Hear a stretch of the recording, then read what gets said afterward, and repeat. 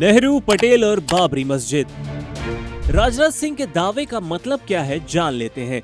बड़ोदरा की एक हालिया सभा में रक्षा मंत्री राजनाथ सिंह ने एक बड़ा दावा किया कि जवाहरलाल नेहरू सार्वजनिक धन से बाबरी मस्जिद बनवाना चाहते थे और ये कदम सरदार वल्लभ भाई पटेल ने रोक दिया।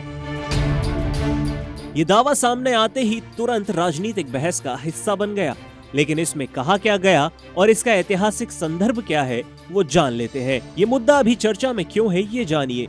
ये बयान सरदार पटेल की 150वीं जयंती के अवसर पर दिया गया। कार्यक्रम में राजनाथ सिंह ने पटेल की विरासत, उनकी राजनीतिक भूमिका और नेहरू से उनके वैचारिक मतभेदों पर खोलकर बात की। भारत में ऐतिहासिक व्यक्तित्वों की राजनीतिक व्याख्या अक्सर वर्तमान राजनीति से जोड़ दी जाती है और यही कारण है कि बयान सुर्खियों में है। जानिए कि राजनाथ सिंह ने क्या कहा। बाबरी मस्जिद और सार्वजनिक धन वाला दावा। राजनाथ सिंह ने कहा कि नेहरू अयोध्या में बाबरी मस्जिद को सरकारी पैसे से दोबारा बनवाना चाहते थे और इसी प्रस्ताव का पटेल ने विरोध किया। उन्होंने उदाहरण दिया कि सोमनाथ मंदिर के पुनर्निर्माण में एक भी सरकारी पैसा नहीं लगा, क्योंकि 30 लाख रुपए जनता ने दान दिए थे और एक ट्रस्ट बनाया गया था। राजनाथ सिंह का तर्क है कि राम मंदिर और सोमनाथ दोनों का निर्माण जनता के पैसों से हुआ है, इसलिए इसे वे असली धर्मनिरपेक्षता बताते हैं। नेहरू और पटेल के रिश्तों पर भी टिप्पणी। राजनाथ सिंह ने कहा कि 1946 में कांग्रेस अध्यक्ष पद के लिए पटेल के नाम को अधिकांश प्रांतों का समर्थन था, लेकिन गांधी के कहने पर पटेल ने अपना नाम वापस ले लिया और नेहरू अध्यक्ष बने, जो बाद में प्रधानमंत्री हुए। उन्होंने दावा किया कि पटेल प्रधानमंत्री बन सकते थे, लेकिन उन्होंने कभी पद की लालसा नहीं रखी। पटेल की विरासत को दबाने का आरोप।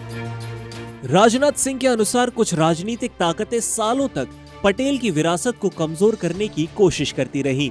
उदाहरण के तौर पर उन्होंने कहा कि पटेल के लिए जुटाई गई जनता की धनराशि को नेहरू ने कुएं और सड़कें बनाने में लगाने का सुझाव दिया था। नेहरू ने स्वयं को भारत रत्न दिया, लेकिन उस समय पटेल को यह सम्मान नहीं दिया गया।